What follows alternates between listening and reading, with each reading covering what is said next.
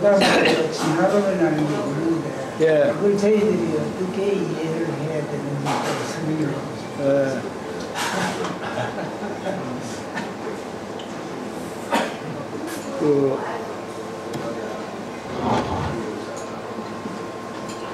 진화론에도 여러 가지 종류가 있고 창조론에도 여러 가지 종류가 있는 것 같아요. 그건 제 전문 분야가 아니라서 말씀드리기가 좀 곤란하지만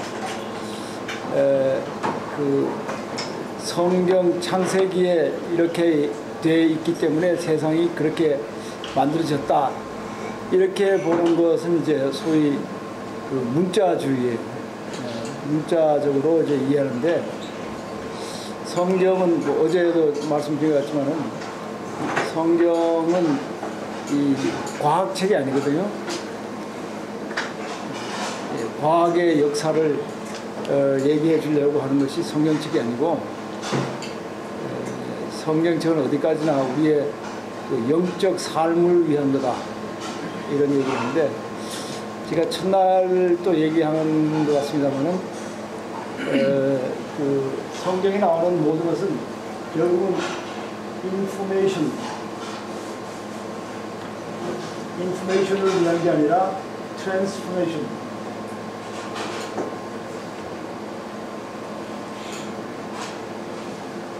인포메이션은 이제 지적인 정보예요. 과학이 옛날에 뭐 어떻게 생겼냐, 뭐 어떻게 해서 이루어졌냐, 뭐 이런 거를 정보, 과학적 정보를 위한 게 아니고 이런 우리의 그 삶을 바꾸기 위한 거거든요. 그러니까 창세기 1장에 이렇게 무슨 하나님이 이렇게 했다 그러면 여러 가지 의미를 찾아낼 수 있습니다. 거기에서. 그래서 이 세상 모든 것은 다 하나님에서부터 나왔구나. 그러니까 이 세상 모든 것은 다 같은 형제 자매구나. 사람들만 형제 자매 아니라 심지어 짐승들마저도 하나님의 같은 창조물로서 우리가 말하자면 동료애를 느낀다. 이런 식으로 이제 그걸 한다든가 혹은 인간은 내 스스로가 창조되어 이제 창조가 아니기 때문에 인간은 겸손하게 더 높은 어떤 그 힘에 우리 스스로를 맡게 된다 하든가 이런 그 여러 가지 의미를 가르치는데 이런 것이 우리가 창세기를 읽으면서 봐야 할 교훈이지 몇 년 전에 뭐 세상이 어떻게 됐고 뭐 이거를 위한 그 교과서로 볼 수 없는 거죠. 그리고 창세기에 나오는 그런 이야기는 이야기로 봐야 되는 거예요. 이야기. 하나의 시적인 그 서사시로 봐야지 그것에 의해서 뭐 창조가 뭐 6일 만에 됐고 뭐 몇 년, 6,000년 전에 됐고 하는 그런 식으로 보는 거는 곤란한 거죠. 근데 진화론도 요즘 뭐 여러 가지 종류가 있지만은 뭐 빅뱅을 통한 다음에 그 다음에 계속 이렇게 왔다 하는 진화론도 있지만 그 뭔가 우리가 생각하는 그런 그 인간처럼 생긴 어떤 존재가 따당하고 만들지는 않았지만은 그런가 이 우주의 어떤 기본 원리가 이 우주를 이렇게 형성시켜 왔다. 이러면 그 어떤 기본 원리를 뭐 기독교에서 말하는 하느님이라 하더라도 별로 그 상관이 없으니까 그 기본 원리에 의해서 만들어졌다 하면 이건 창조론도 아니고 사실 진화론도 아닌 그런 그 결합형이라고도 볼 수 있는 거죠. 근데 하여튼 뭐 제가 이런 거 계속 말할 자격이 없지만은 한 가지 분명히 말할 것은 창조론이냐 진화론이냐 하는 것은 성경에 따라서 결정할 게 아니라 과학자가 결정할 거고 또 과학적 그 근거에 따라서 할 건데 요즘 소위 말하는 창조과학이라고 있잖아요, 그죠? 창조과학은 뭐 제가 그걸 깊이 연구하지는 않았지만은 가장 기본적으로 창조과학은 과학이 아니라 한 걸 알 수 있습니다. 왜 아니냐? 과학이라고 한 것은 모든 그 데이터를 다 모아가지고 그런 다음에 그 데이터에 입각해서 어떤 결론을 내야 되는 거예요. 이게 귀납적인 방법인데 이렇게 보니까 결국 이런 거다 해가지고 그 결론에 대해서는 미리 정하지가 않고 이걸 열어놔야 되는 거예요. 그게 과학적 방법이거든요.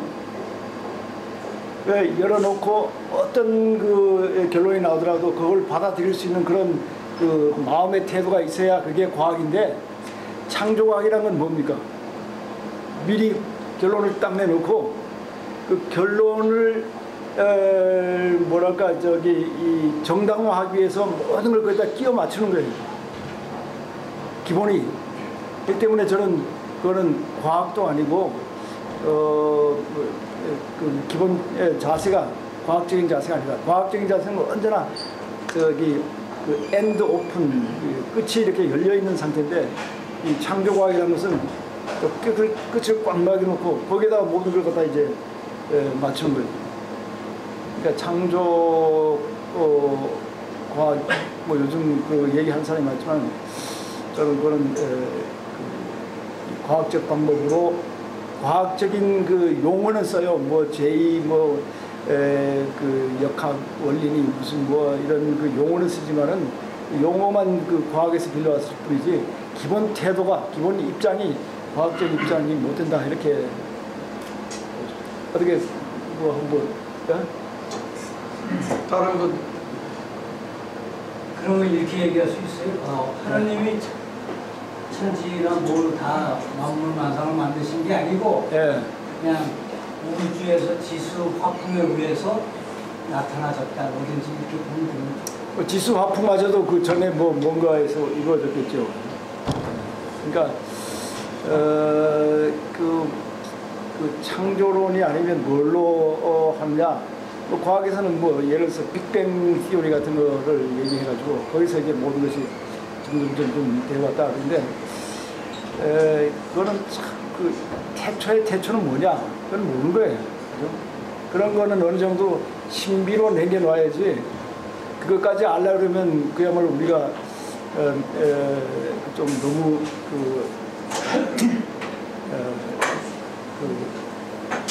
히라보로 휴브리스, 너무 인간의 한계를 인정하지 않는 그런 교만이 아닌가, 뭐 이렇게 볼 수 있어요. 불교에서는 그걸 뭐라 그러냐면 무시이래로, 이러면 불교나 무슨 다른 그러면 무시이래로, 시간이 어떤 때부터 이런 뜻이거든요. 그런 그 무시이래로 혹은 뭐 beginningless beginning 이렇게 영어로 그렇게 번역을 하는데, beginningless beginning. 그 이전에 그거는 라틴 말로는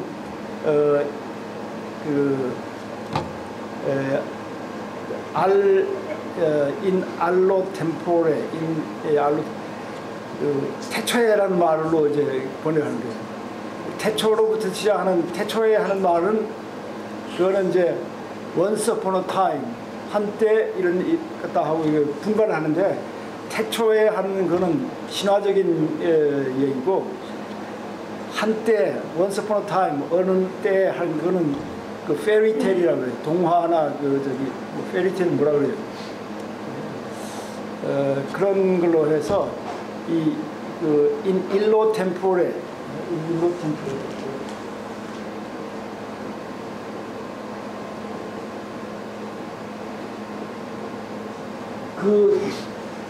때, 어떤 때, 이건 뭐 모르는 거예요. 뭐 태초니까 태초에 하여튼에 어떤 일이 있어가지고 그 이후에 이제 점점 이제 발전돼가지고 지금 오늘까지 왔다 하는데,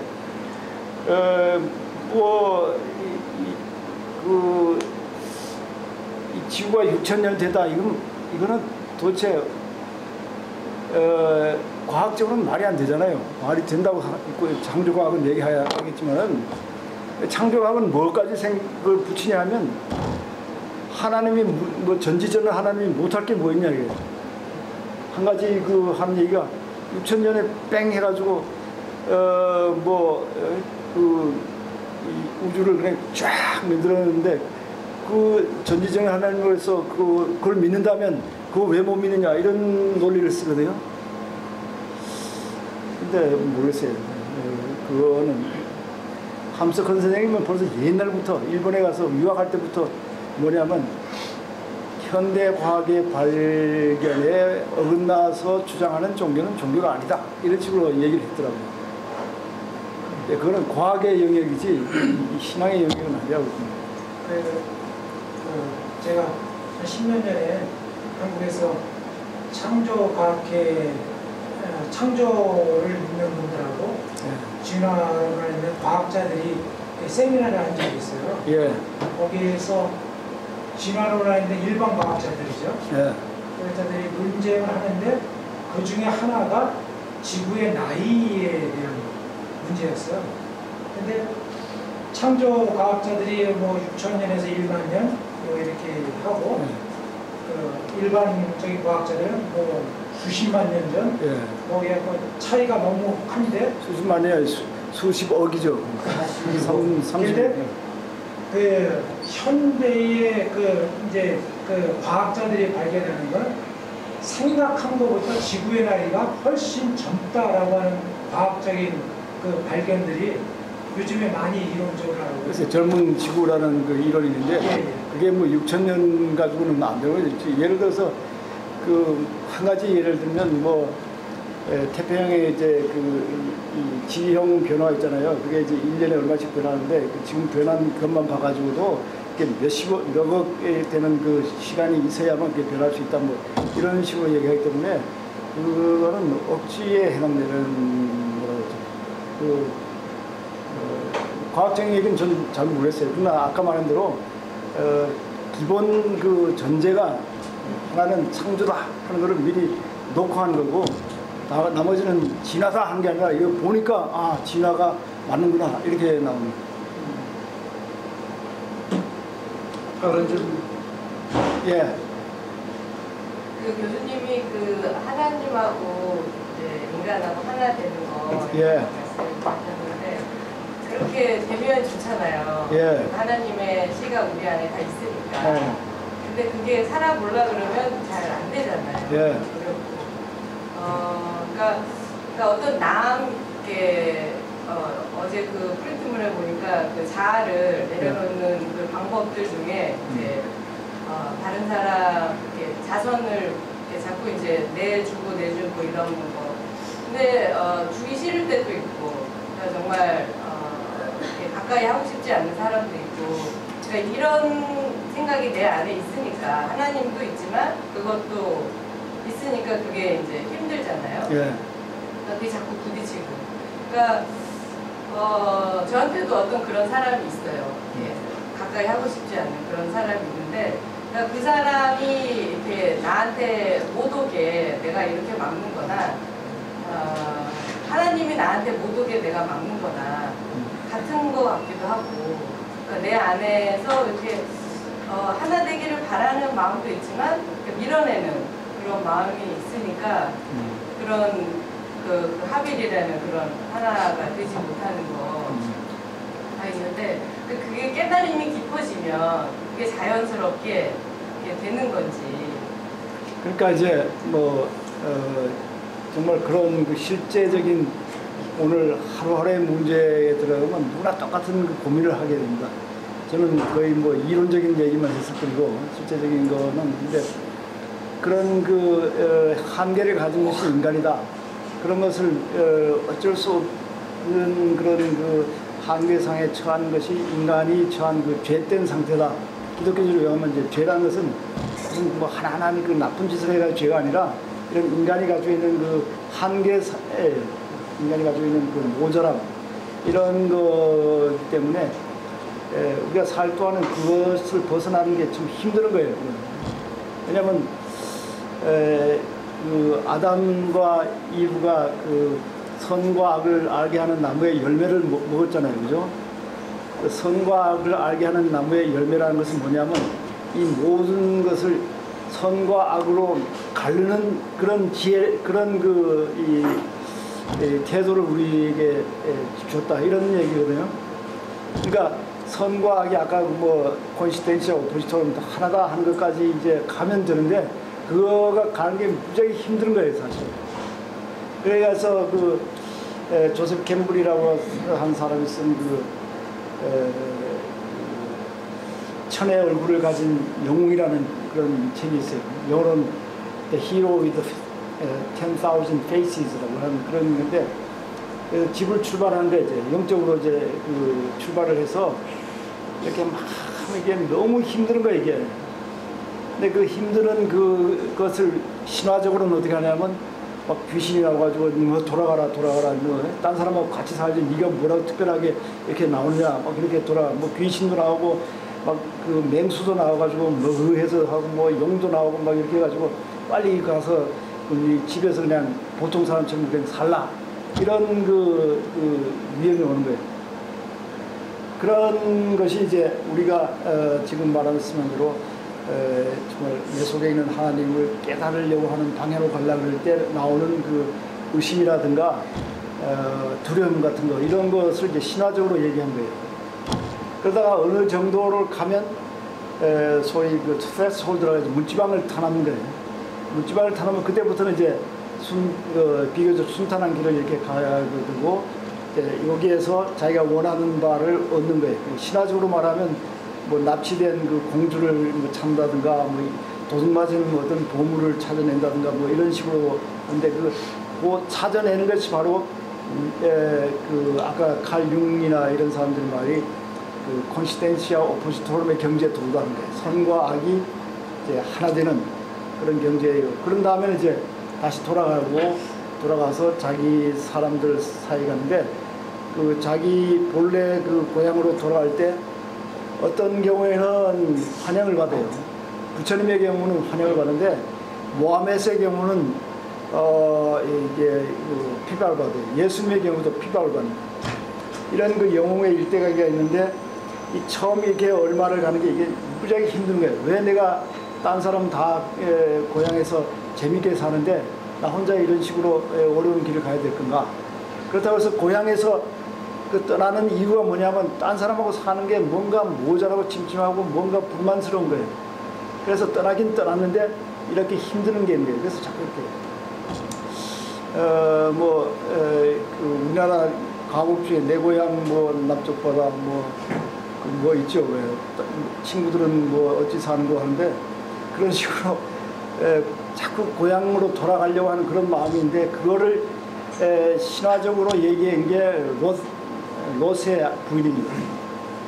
롯의 부인은 가다가 뒤를 돌아보잖아요, 그죠? 뒤를 돌아본다든가 그러면 이제 결국은 그 영적인 추구가 끝나는 건데 계속 추구하다 보면 어느 단계가 가지고 이제 그때부터 쉬워지는 단계가 옵니다. 우리는 지금 2단계에 있다 생각하고 2단계 어려움은 당연히 오는 거다 이렇게 좀 생각하면 그만큼 쉬워지겠죠. 그러니까 아까 아담과 이브 얘기했는데 선과 악을 알게 하는 나무의 열매를 먹은 이후부터는 우리가 모든 걸 이분법적으로 생각하는 눈이 뜬 거예요. 그래서 선이고 악은 악이다 이렇게 이분법적으로 보기도 하지만은 또 나와 대상을 이분으로 본 거예요. 내가 있고 너가 있고. 근데 이제 나를 그때까지는 이제 에덴 동산에 있을 때는 나를 따로 못 봤어요. 그래가지고 벌거벗고 있어도 부끄러운 걸 몰란 거예요. 그러다가 그 열매를 먹고 나니까 제일 먼저 한 게 뭐냐 하면 성경에 보면 부끄러움을 한다는 거예요. 자기를 보기 시작하는 거예요. 그러니까 부끄러움을 알아서 제일 먼저 한 행동이 뭐죠? 무화과 잎을 따서 자기를 가리는 거예요. 그 말은 자기를 이제 들여다보는데 들여다보면서 뭐를 느끼냐 하면 내가 완전한 인간이 못 되는구나. 완전한 존재가 못 되는구나. 그래가지고 그 완전한 존재가 못 된다고 하는 것을 보상하기 위해서 애쓰는 역사가 지금 인간의 역사라는 거예요. 그게 죄된 상태예요. 죄된 상태라는 게 그 어떤 그 도덕적인 윤리적인 어떤 것을 범한 게 아니라 이런 그 이분법적 의식 속에서 살아갈 수밖에 없는 인간이 이제 죄된 상태인데 이렇게 가다가 어느 단계 가가지고는 이건 안 되겠다 해가지고 그걸 넘어서는 단계에 있어요. 그게 이제 이쪽은 뭐냐면 지금 우리가 사는 인간은 이제 그림을 그리면 이런 의식에 있으면 이렇게 되는데 이건 그 인간적인 의식이에요. 이게 이분법적 의식. 지금 우리는 이제 이분법적 의식에 대해서. 근데 여기 부활의 conscience.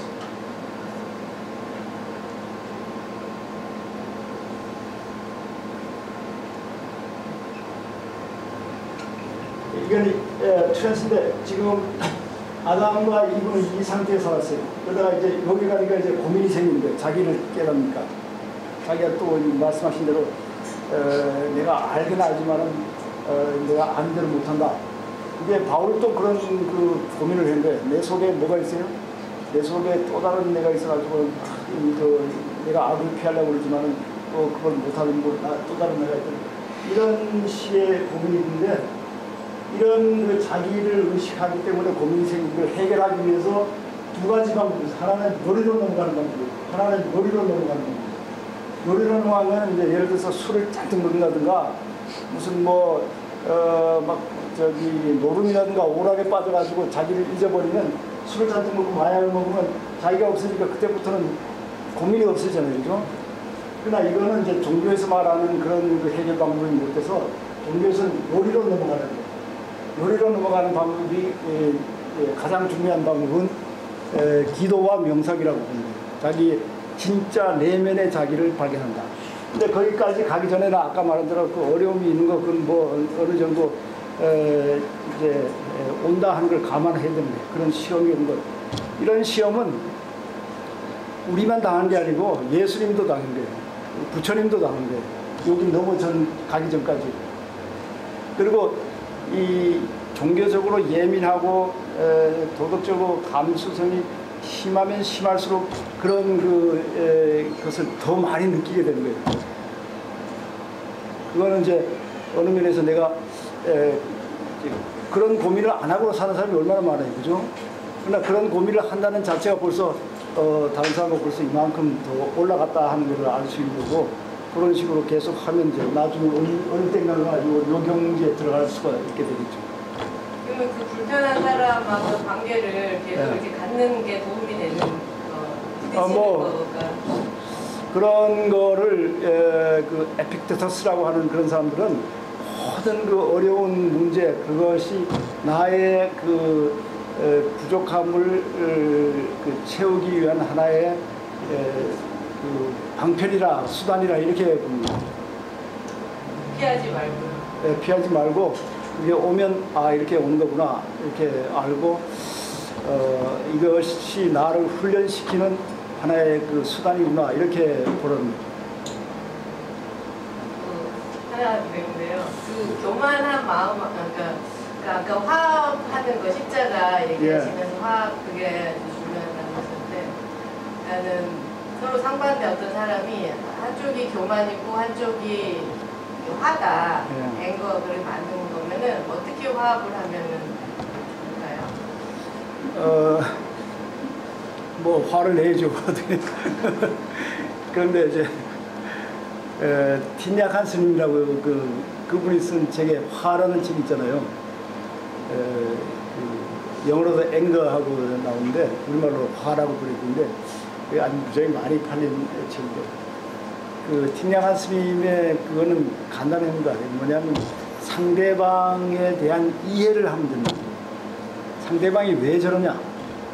그 이해를 하면 저절로 사랑이 생기고 이해를 하면 저절로 화가 없어지니까 무엇보다도 상대방이 그렇게 하는 그 이유가 뭘까를 깊이 들여다보고 상대방을 이해하라.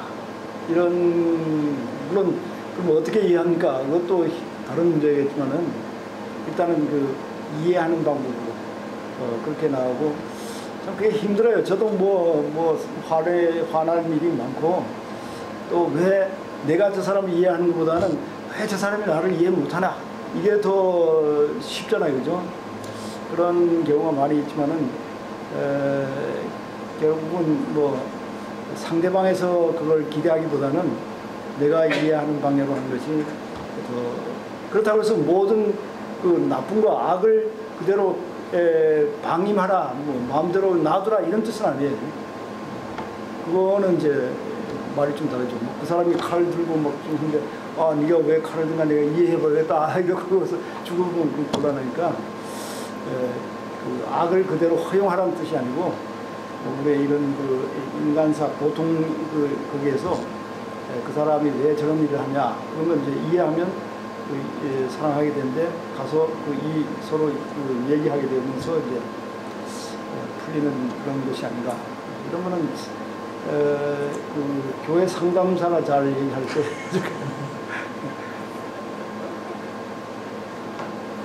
다른 예. 제가 한두 번 선생님 책을 읽은 적이 있는데요. 예. 그 뉘앙스에서 저는 한 번도 교수님이 크리스찬이라고 생각한 적이 없었어요. 그래요? 뉘앙스가 굉장히 형 크리스찬이라고 생각했었거든요. 뭔 크리스천이요? 혐? 네. 엔타이? 네. 예. 근데 적을 여기다 두시고 그런 그러니까 그냥 한국어를 이렇게 가시고 쓰신 건지 아니면 그러니까 좀 궁금해요. 그래요? 제가 학생들한테 가르칠 때 학생들이 너의 종교는 뭐냐 이런 물어보는 경우가 많이 있어요. 그러면 내 종교가 너희 뭐라고 생각하냐 그러면 불교 가르칠 때는 불교인 것 같고 도교 가르칠 때는 또 다오이스트 같고 기독교 가르칠 때는 또 기독교인 같다 뭐 이런 얘기를 하는데 잘 봤다. 저는 어느 한 종교의 멤버십을 가지고 있지는 않습니다. 전에 어릴 때 가지고 있던 그 교회 멤버십을 제가 스스로 위드로 해가지고 왜냐하면 그 교회에서 저한테 기대하는 그런 걸 가르칠 수가 없는 거예요. 그거는 아주 보수적인 그런 교회이기 때문에 그래서 위드로해서 지금 어느 교회 일부러 뭐 이렇게 멤버십을 다시 어플라이 하진 않았는데 제가 그 캐나다에 가 있으면 캐나다 연합교회가 있어요. 그건 아주 완전히 개방적인 그런 교회에서 거기에 가기도 하고 또 제 동네에 퀘이커 모임이라고 있습니다. 퀘이커 아시죠? 퀘이커 모임에 거기는 한 달에 한 번 모이는데 거기에 참석합니다. 근데 뭐 유영모 선생님 얘기가 나왔지만 유영모 선생님도 뭐 부처님, 뭐 공자님, 예수님, 노자, 뭐 장자, 뭐 그 외의 모든 사람을 다 수용하지만은 뭐라고 생각하냐면 자기는 예수님에게서 제일 큰 배움을 받았다. 그렇기 때문에 예수님이 자기는 가장 자기에게 직접적으로 그런 스승이 된다. 이런 얘기를 하거든요. 근데 저는 기독교에서 자라가지고 기독교 용어가 되게 제일 편리합니다. 마치 한국 사람이 한국에서 자랐으면 한국말이 제일 편리하듯이 그러니까 한국말을 주로 쓰죠. 그렇다고 해서 영어를 쓰면 안 된다 이런 말은 아닌 거예요. 영어도 쓸 수 있고 뭐 여기 할머니처럼 일본말도 쓸 수 있고 그래가지고 이제 다른 여러 말 쓰듯이 종교에서도 저도 이제 기독교적인 얘기를 많이 하지만은 그러나 이제 불교에 대한 얘기도 할 수 있고 뭐 노장 철학에 대한 얘기도 할 수 있고 어제 뭐 어떤 분이 뿌리 그러는데 종교적인 뿌리라고 하면 기독교에서 제가 잔뼈가 굵은 그런 입장입니다. 그렇다고 해서 기독교라고 무조건 옹호하는 것도 아니고 기독교를 무조건 반대하는 것도 아니고 제가 보기에 이런 면은 기독교에서 참 좋구나. 이런 면은 기독교에서 좀 바뀌어졌으면 좋겠구나. 또 불교도 마찬가지로 이런 면은 불교에서 참 좋구나. 그러나 이런 면은 불교에서 좀 이거 고쳐졌으면 좋겠다. 제가 불교에 대한 책도 썼습니다. 불교 이웃 종교로 있다 하는 책에 그 뒤에 이제 불교로서 제가 보기에 불교가 어떻게 바뀌어졌으면 좋을까 한국 불교가 특히 그런 얘기를 줬었는데 그거는 기독교가 어떻게 바뀌어졌으면 좋을까 하는 것을 쓴 예수는 없다 하는 책하고 논조가 비슷한 그런 논조죠. 그러니까 제가 멤버십으로는 어느 교회나 어느 종교의 멤버십이 없지만은 기독교가 말하자면 일종의 고향 같다 그럴까 뭐 시발점이라 그럴까. 한 가지 저는 지금 고민되는 게 죽은 다음에 누구한테 장례식을 부탁할까.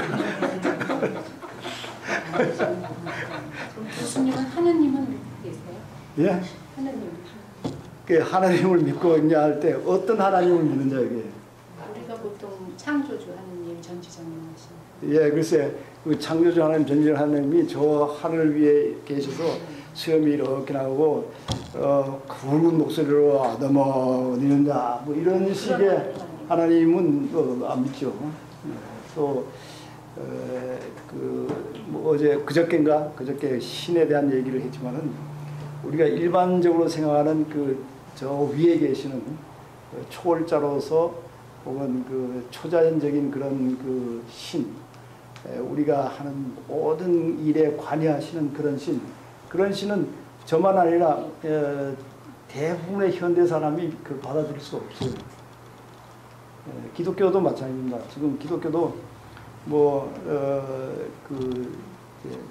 신학자들 중에 상당수는 그런 종류의 신을 받아들일 수 있다. 그럼 어떤 종류의 신이냐? 어떤 종류의 신은 아까 말한 대로 우리 속에서 역사하는 그 어떤 힘, 그런 신이 이제 중요하다. 그 신의 저 작은 음성에 귀 기울인 게 오늘날 살아가는 데 필요한 거지.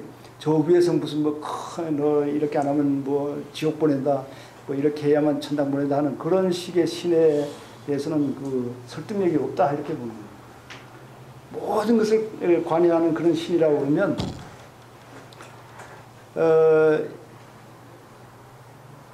이 세월호 같은 거를 어떻게 이해할 수가 없는 거예요.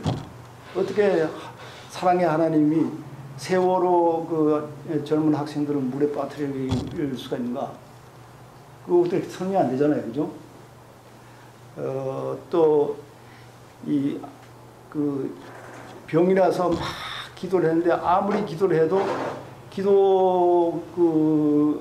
효과가 안 나는 거예요. 그러면 하나님이 우리가 병 고쳐주는 하나님 하는 거를 믿을 수가 없게 된 거예요. 여러 실험 결과 기도해가지고 나는다고 하면 병원에 있을 필요가 없잖아요.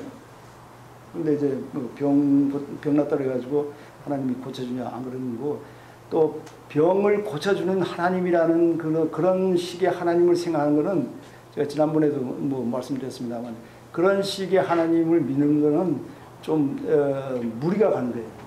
왜 무리가 가느냐? 하나님이 어떻게 자기한테 그만큼 잘 믿었고 자기한테 병 고쳐 달라고 이렇게 부탁하는 그 사람만 고쳐주겠어요. 예? 그보다 더 아픈 사람도 지금 쭉 서 있는데 부탁한다고 해가지고 그 사람만 고쳐주고 이 사람들은 그냥 놔두는 그런 하나님이 있을 수 있을까요?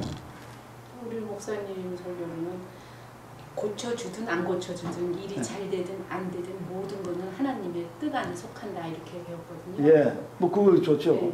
근데 하나님의 뜻이라는 게 기도 잘 한다고 해가지고 고쳐주고 기도 안 한다고 그래가지고 놔두고, 여기 보세요. 더 아픈 사람이 밑에 있는데 하나님의 우리가 생각하는 하나님이라면 힘들 일도 없는데 이 사람은 왜 안 고쳐주는 거예요? 기도하든 안 하든. 보통 인간 아버지도 애들 중에 아픈 애가 있으면 걔가 자기에게 효도를 했냐 안 했냐 안 따지는 거예요. 걔가 지금 고쳐달라고 애를 하냐 안 따지는 거예요. 그냥 아프면 고쳐주는데 하늘 아버지가 기도한다고 해서 고쳐주고 기도 안 한다고 안 고쳐주고 이럴 수가 없는 거예요. 그러니까 그런 식의 하나님은 믿을 수가 없는 거죠. 믿을 수가 없는 게 아니라 우리가 받아들일 수가 없는 거죠. 이제는 그런 식의 하나님은 많은 사람에게 더 이상 설득력이 없는 거예요.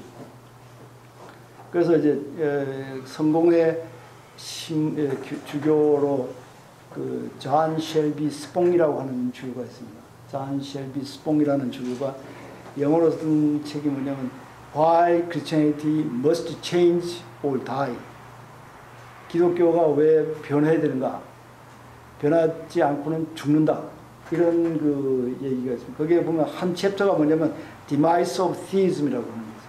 Demise of Theism은 그런 식의 우리가 상식적으로 생각하는 그런 식의 신과는 이제는 종말을 고했다. 종언이다. 이런 뜻입니다.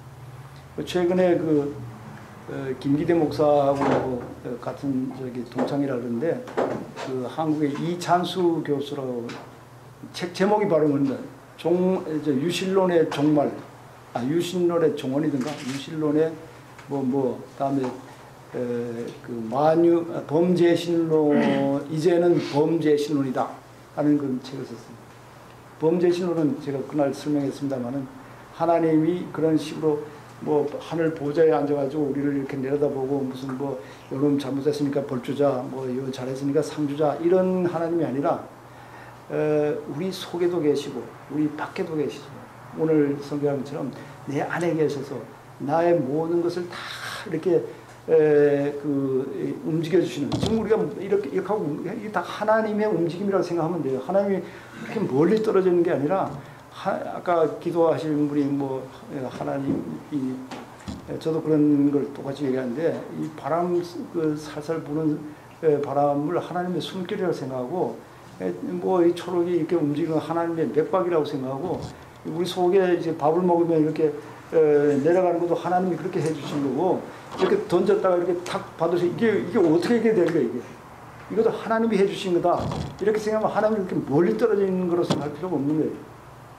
근데 꼭 무슨 하나님이 해가지고 병날 때 고쳐주고 돈 없을 때 돈 갖다 주고 또 무슨 자기가 출세하고 싶을 때 출세시켜주는 하나님 그런 하나님을 이제 믿을 필요가 없게 됐어요. 상당수의 경우. 왜냐하면 옛날에는 아프면 어디 갈 데가 없는 거예요. 그러니까 그때는 할 수 없이 교회에 가서 하나님께 비는 거예요. 돈이 필요하면 어디 갈 데가 없으니까 교회 가가지고 하나님께 비는 거예요. 무슨 일이 있어도 하나님께 비는 거예요. 그러나 요즘은 돈이 필요하면 하나님께 비는 사람이 많아요. 은행에 가는 사람이 많아요.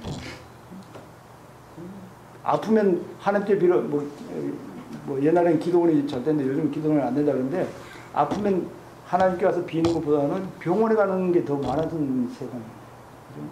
그래서 그때는 모든 것의 해결책이 하나님이었고 모든 것이 하나님의 에게 이제 부탁했지만은 하나님께 그런 거 부탁할 그런 하나님을 이제는 더 이상 받아들이기가 힘들어지는 거죠. 창조주 하나님을 믿느냐 이런 말을 많이 했는데 창조주 하나님도 어떤 아까식으로 말한 어떤 인격적인 존재가 딱 이렇게 서 있다가 짜장 해가지고 이제 공장이 팡 생기고 짜장 해가지고 바다가 팍 생기고 이런 식의 하나님을 창조주라고 하면 그런 창조주를 받아들일 수 있는 사람은 현대인으로서는 거의 없다고 볼 수 있습니다. 저만 그런 게 아니라 대부분의 사람들이. 근데 그런 거를 믿어야 기독교를 믿는 게 아니에요. 기독교를 믿는다고 하는 것은 훨씬 더 깊은 뜻이 있는 거예요. 창조론을 믿어야 된다. 혹은 예수의 대속론을 믿어야 된다. 또 무슨 중요한 게 삼위일체를 믿어야 된다. 이런 걸 믿는 것이 기독교의 본질이 아니에요. 기독교의 본질은 내 속에 있는 하나님께 나를 턱 맡겨가지고 편안한 마음으로 살아갈 수 있는 그런 세상을 이기는 믿음. 이게 기독교에서 더 중요시 여기는 거고 이런 믿음이 바로 예수님이 가지고 있던 믿음이에요. 예수님의 마음이 그런 마음입니다. 교수님 내가 지금 구원 때문에 맨날 내가 저러는데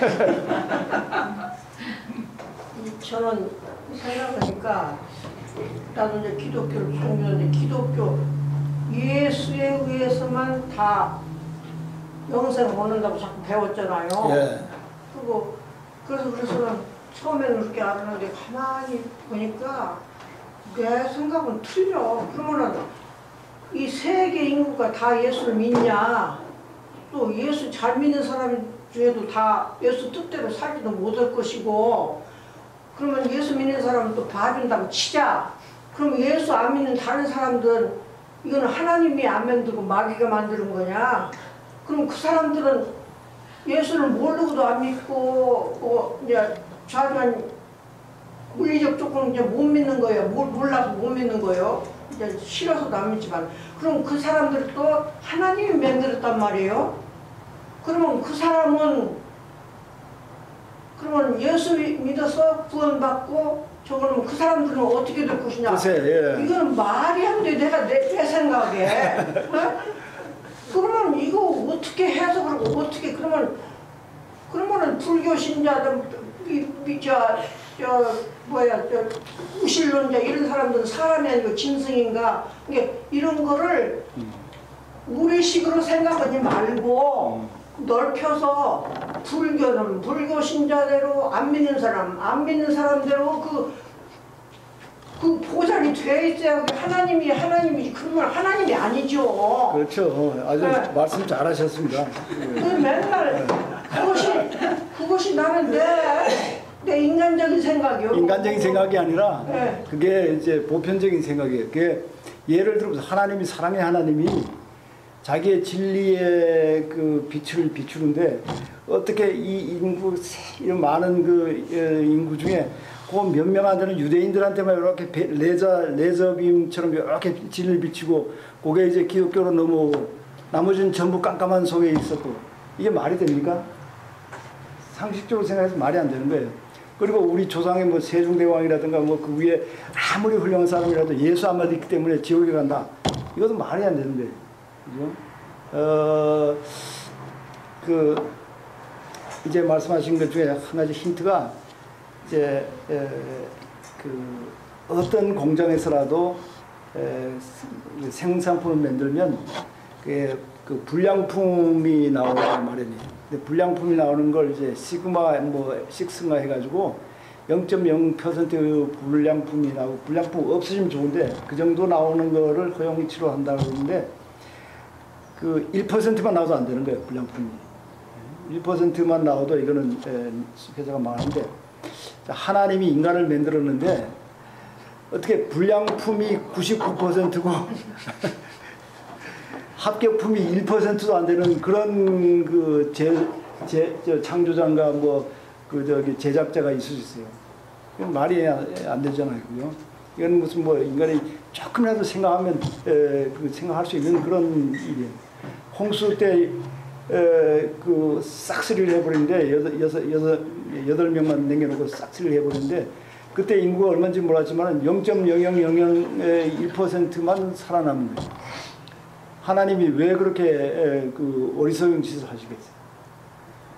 그러니까 구원론에 대한 여러 가지 얘기가 있지만은 지금은 상당수의 사람들이 소위 말하는 그 만인 구원론을 주장합니다. 만인 구원론. 절대적인 사랑을 가진 하나님이라면 자기가 창조한 그 인간이 그 질질 끓는 그 뭐 불 속에서 영원히 거의 지나도록 그렇게 하면서 편안하게 잠을 주무실 수 있는가? 인간도 그렇게 못하는데 하나님이 사랑의 하나님이 그럴 수 있겠는가? 안 된다 이게. 그러면 우리가 뭐 하려고 예수 믿느냐? 이런 얘기가 나오잖아요, 그죠? 예수 믿는 것은 뭐 어떻게 믿어줘가지고 그 보상으로서 천당 가는 게 아니라 예수 믿는 자체가 행복이고 예수 믿는 이 삶이 천국의 삶이에요. 이걸 뭐 죽을 고생을 해가지고 나중에 보상을 받는가 이게 아니라 예수 믿는 믿음 때문에 이 세상을 이길 수 있고 예수 믿는 믿음 때문에 아까 제가 말한 대로 떳떳하고 늠름하게 살 수 있고 예수 믿는 믿음 때문에 싸움을 덜하고 예수 믿는 믿음 때문에 이 세상에 평화하고 생명이 더 보호를 받고 이게 더 중요한 거지. 죽어가지고 뭐 그러니까 예수 믿는 거는 지금 벌써 그 보상을 받고 있는 거예요. 죽어서 지금은 죽을 고생하고 나중에 죽어서 어디에 간다 이런 게 아니라 때문에 뭐 예수 믿어가지고 나쁠 게 없어요. 좋은 거예요. 김경재 목사님이라고 혹시 아시는지 모르겠는데 한국에서 아주 유명한 그 한신대학교 교수로 하시고 저하고 나이가 비슷한데 은퇴하는데 저하고 한 10년 전에 예수 높다 나왔을 때 같이 대담을 하는데 아주 재미나는 얘기예요. 자기는 그분이 광주 출신인데 자기는 어떻게 하다가 예수를 믿게 됐다 이거예요. 근데 자기는 절대 후회하지 않고 예수 믿는 걸 하나의 특권으로 생각하고 고맙게 생각한다. 그러나 자기가 누구에게 뭐를 믿겠다 그러면 자기는 동학을 믿게 하는 게 우리의 민족에는 가장 좋을 것 같다. 이런 얘기를 하는 거예요. 저도 뭐 그게 근데 이왕 우리는 예수를 믿었으면 뭐 예수 믿는 걸로다가 거기서 그 의미를 찾아가지고 그 믿음 때문에 이 삶을 아름답게 하는 게 더 중요한 거예요. 근데 예수 믿는다 그래서 어제 제가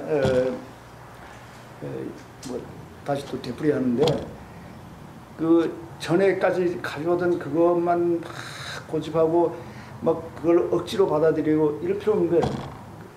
예수 믿지만은 불교에서 믿는 것도 좀 보고 도덕경에서 말하는 것도 보고 또 뭐 유대교에서 말하는 것도 이렇게 보면서 내가 예수 믿는 방법을 훨씬 더 아름답고 풍요롭게 할 필요가 있는 거예요. 그런 거는 이제 지도자들이 해줘야죠. 물론 평시들 스스로 할 수도 있지만은 교회 지도자 강 목사님 같은 분이 이제 그런 분을 그런 일을 하시는 분인데 지금은 지금 20세기의 가장 위대한 신학자라고 볼 수 있는 사람 중 한 사람이 이제 뭐 한스 큉이라고 하는 독일 스위스 신학자가 있습니다. 이 신학자는 뭐냐면 다른 그 이웃 종교와 이웃 종교에 대한 기본적인 그 연구가 없으면 이웃 종교와 대화가 안 되고 이웃 종교하고 대화가 안 되면 종교 간에 평화가 있을 수 없고 종교 간에 평화가 없으면 세상에 평화, 세계 평화가 있을 수 없다. 이런 식으로 해가지고 이웃 종교 간에 이 이웃 종교에 대한 연구, 이웃 종교에 대한 그 이웃 간의 대화 이걸 아주 강조합니다. 근데 일반 평신도 레벨에서는 뭐 하기 힘들지만은 그 교회 지도자들이나 목사님들은 이웃 종교에 대해서 알아야 되는데 지금 한국에 있는 목사님들이나 뭐 LA의 대부분의 목사들은 무조건 이웃 종교라면 뭐로 보는 거예요. 무슨 뭐 오미 붙은 것처럼 생각하고 그거에 관심만 쏟아도 이거 뭐 예수 배반한 거라고 생각하는데 그건 아닙니다. 예수를 더 잘 믿기 위해서라도 우리는 이웃 종교에 대한 관심을 이제 누려야 됩니다. 뭐 그건 얘기하다가 이제 그렇게 되는데 그 말씀이 맞습니다. 그래서 우리는 지금 이 세상에서 이 구원을 즐기는 그런 게 더 뭐 죽어가지고 어디 갔냐보다 그걸 가장 극적으로 얘기해 주는 그 예수님의 비유가 제가 그저께도 말씀드렸습니다. 어젠가 그저께 말씀드린 것처럼 포도원 그 농부들의 비유예요. 아침부터 일한 사람하고 저녁에 일한 사람하고 똑같이 그 임금을 받아요. 아침부터 간 사람은 그날 얼마나 신났어요. 이거 그 뭐 일 못하면 식구들 다 굶어 죽을 판인데 아침부터 일을 찾았으니까 뭐 그날 걱정이 없이 하루를 지난 거예요.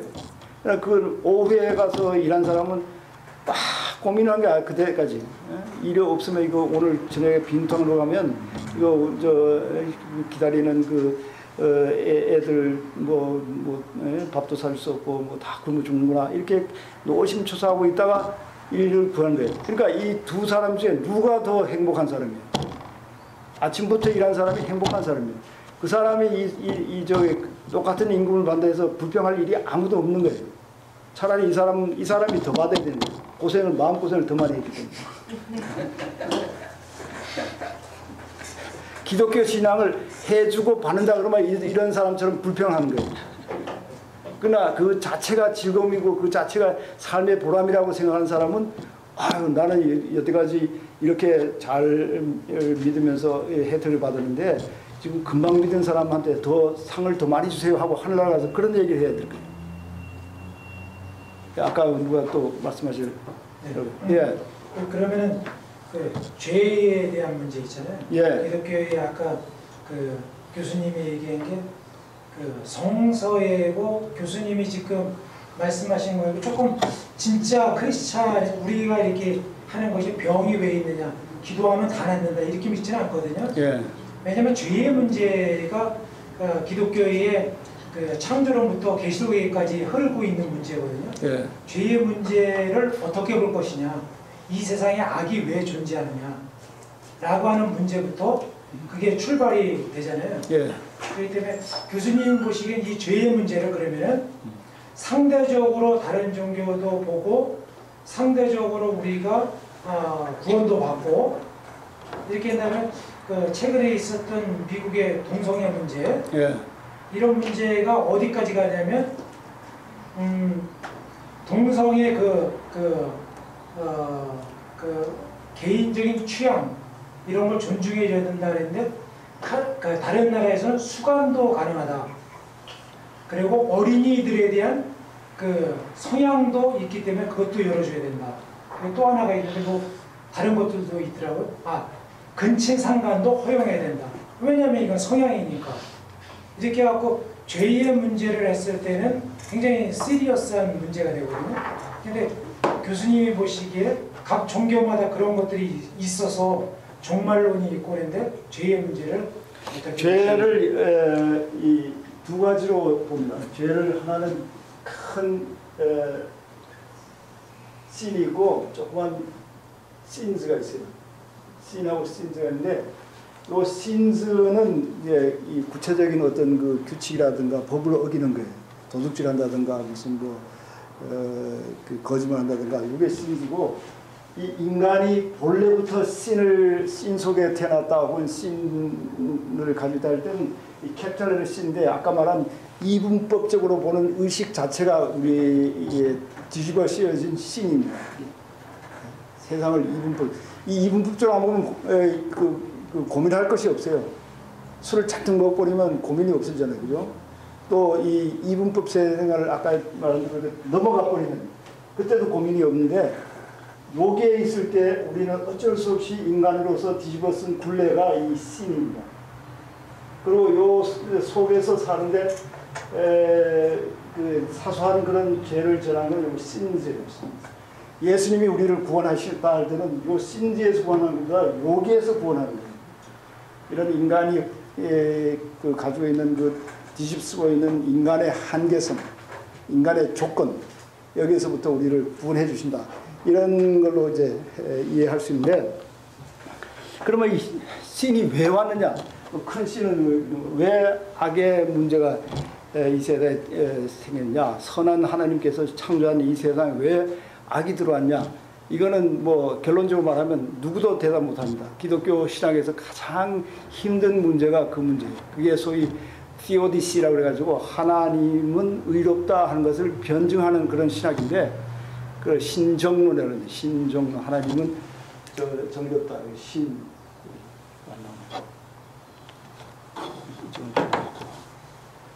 그 신정 하나님은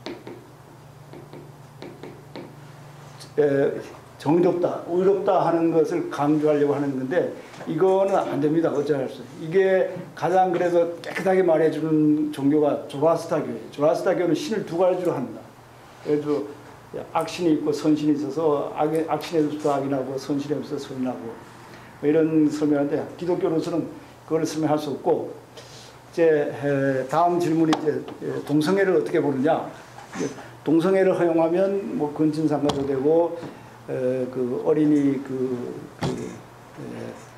그걸 뭐라 해요? 페도필리아 그 어린이를 하는 거하고 다음에 수관하고 하는데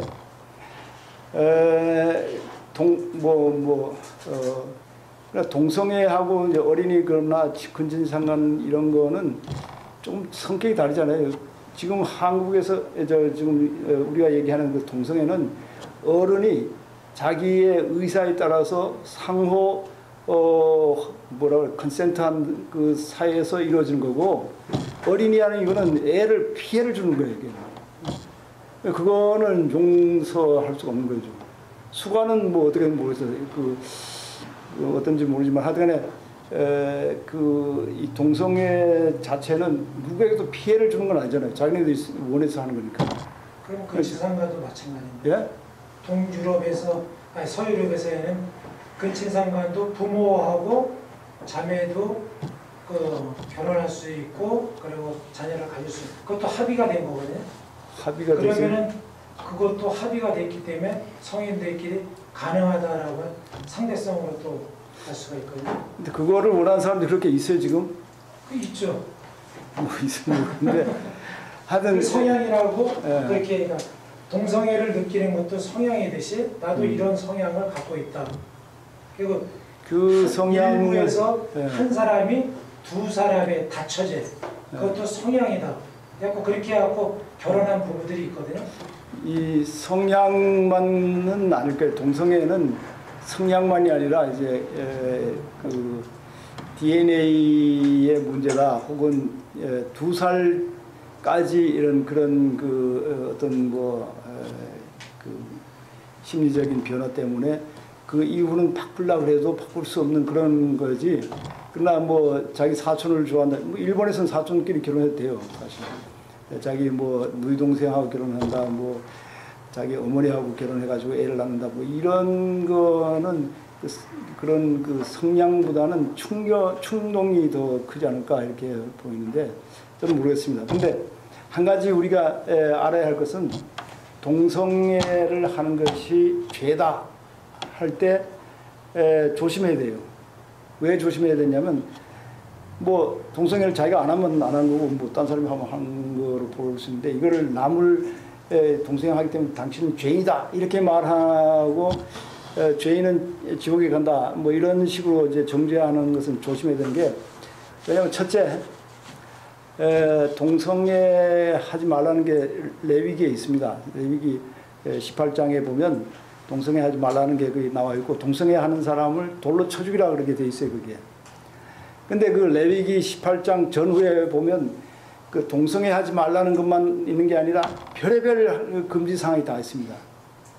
심지어 옷을 혼방으로 된 옷을 입으면 안 된다. 밭에다가 이제 다른 곡식을 이렇게 같이 심으면 안 된다. 또 뭐 레위 11장에 같으면 뭐 돼지고기를 먹으면 안 된다. 또 무슨 뭐 여자가 주기 중에는 뭐 성전에 가면 안 된다. 또 남자가 무슨 뭐 이 불구가 된 상태에서 성전에 가면 안 된다. 별의별 그 금지 사항이 다 있는 거예요. 그러면 그거 오늘날 그대로 지켜요, 우리가? 기독교인이 그걸 지킵니까? 안 지키고 뭐만 그걸 따지는 거예요. 그거 다 죄인데, 동성애와 마찬가지로 이것도 다 죄인데, 혼방 입어도 괜찮고 돼지고기 먹어도 괜찮고 무슨 뭐 돼지고기 안 먹는 교회도 있긴 하지만 하든 뭐 농사 지을 때 그렇게 지어도 되고, 뭐 지금 월경 중에 있는 여자가 교회가 그거 안 된다고 죄라고 말하는 사람이 없잖아요. 근데 왜 하필 그것만 뽑아가지고 너는 죄인이다 이렇게 말하는 거는 법의 형평상 안 맞는다는 거예요.